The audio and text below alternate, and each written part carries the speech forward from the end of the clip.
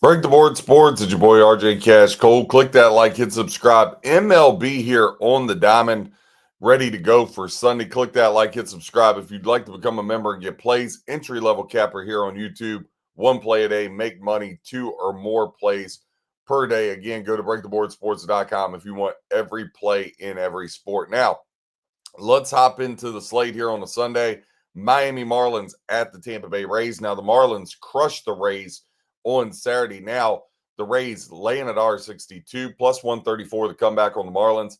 80% of bets, 92% of the handles on the Rays. Everybody's on the Rays here on Sunday. 7.5 is your total. Now, ticket count on the total hanging at 50-50, but 70% of the handle going over, 30% of the handle looking towards the under in this game. Your pitching matchup, Yuri Perez, 2-5 with a 4.94. He's going to get the call for the Marlins. Drew Rasmussen, 3-1 with a 3.16. Going to get the call for the Tampa Bay Rays. Now, if you're looking at this, you can get the Rays as low as $1.54 over at FanDuel. You could also, if you like the Detroit Pistons tonight in the NBA in Game 7 at home, you could take Rays Pistons plus $1.53 to get home there. That would be the way I leaned. Next game on the board, you got the Boston Red Sox at the Atlanta Braves. Now the Braves are laying $1.55 plus 130 the comeback on the Red Sox.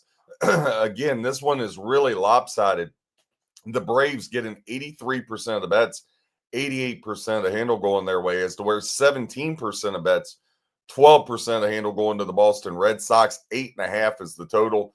Again, 50-50 on the ticket count, but 69% of the handle going over the 8.5 for the Red Sox. 31% of the handle going under the 8.5 for the Braves Red Sox game here. When you look at your pitching matchup, Brian Bello, he's really struggled for the Red Sox. 2-4 with a 6.46 ERA. Grant Holmes, ERA's up there a bit, 4.35, but he is 2-1 here on the season. Now the Bravos here, 5-2 over their last 7. They've played to the under 5 straight games against the Red Sox. They've played to the under 5 straight games at home against the Red Sox. They've played to the under 6 in a row, and they've played to the under 8 in a row at home. So a lot of things towards the under. If you flip side of that, the Boston Red Sox, they've played 7 straight unders. So a lot of unders between these two teams. Red Sox have been good on the road, 4-1 over their last 5 road games. If you look back to yesterday's game, the Red Sox got the win 3-2, though they're over the Braves. Again, that total setting at 8.5. For me, I would be leaning under or nothing, especially if I could find a 9 out there. The only thing that scares me is these two pitchers, and ultimately that's what kept me off of the under for this game. Next game on the board, you got the Baltimore Orioles and the Washington Nationals, the battle at 95. Orioles laying $1.30 plus 108 to come back on the Natties. 54% of the ticket count, 66% of the handle is on the visiting Orioles. 46% ticket count, 34% of the handle is on the Washington Nationals. Brandon Young, 3-1, but has a 5.19 ERA going for the Orioles.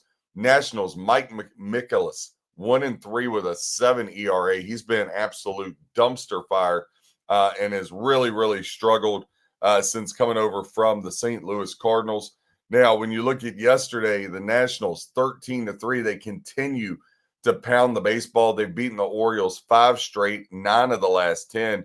But that being said, there is the Orioles. You can find them as low as $1.24.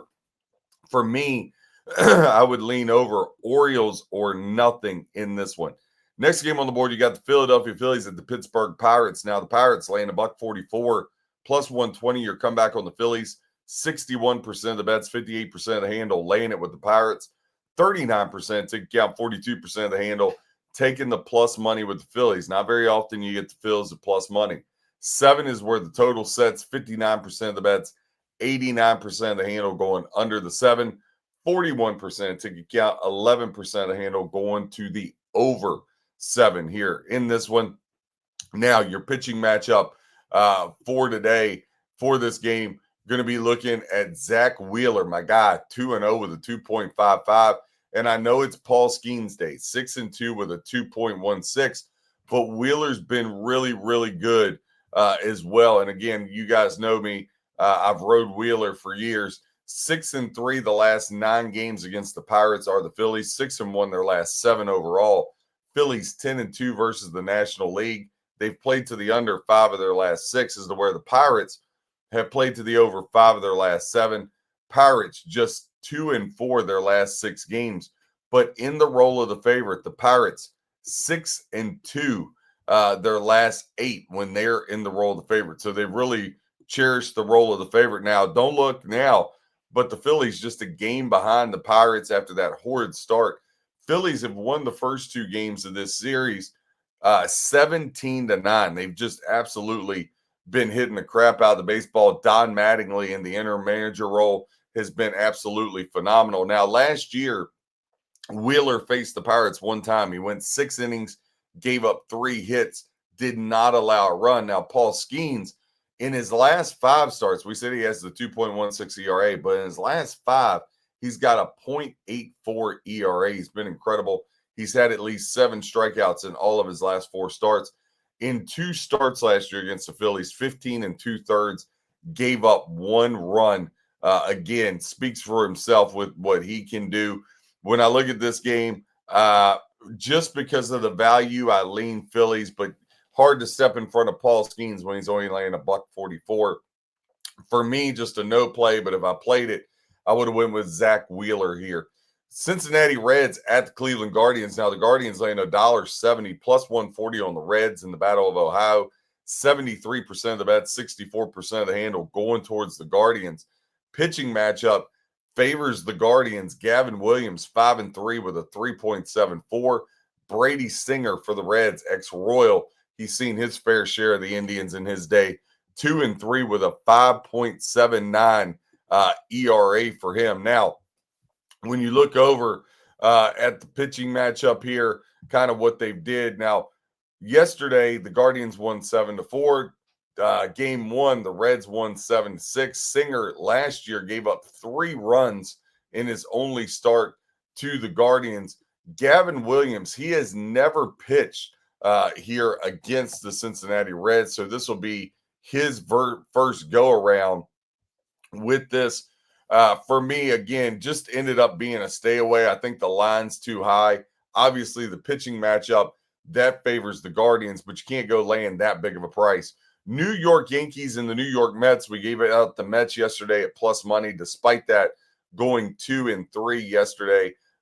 Minus 110 both ways. A lot of support for the Yankees. 71% of the bets, 58% of the handle, as to where 29% ticket count, 42% of the handle is on the Mets. Here, 8.5 your total, 61% of the tickets, equaling 90% of the handle going over. Elmer Rodriguez, Elmer Fudd for the Yankees, 0-1 with a 5.19. Freddie Peralta, 3-3 with a 3.10. He's going to get the call for the New York Mets here. Now, Mets and Yankees. Yankees just 2-6 their last 8. The Mets have beaten the Yankees 10 of the last 15. Yankees have struggled to score on the road. In their last 11 road games, they've played to the under 9 of the last 11.